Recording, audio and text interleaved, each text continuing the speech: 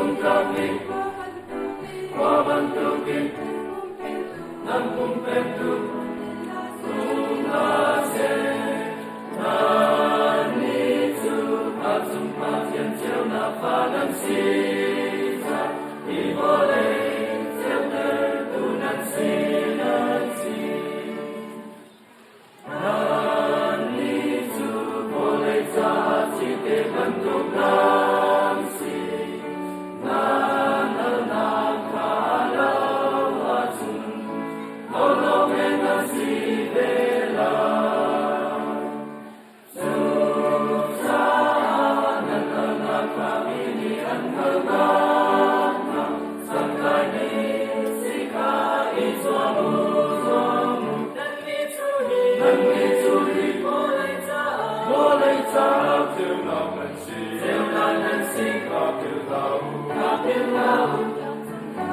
langsung kami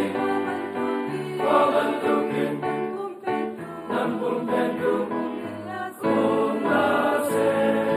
nandito at sumpatyan siya na panagsisa iboleh siya tertunan sinansi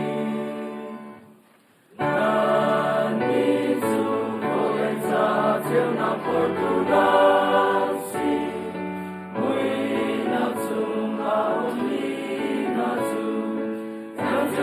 ang naman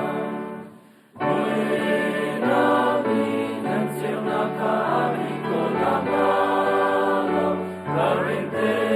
itong sumsalusan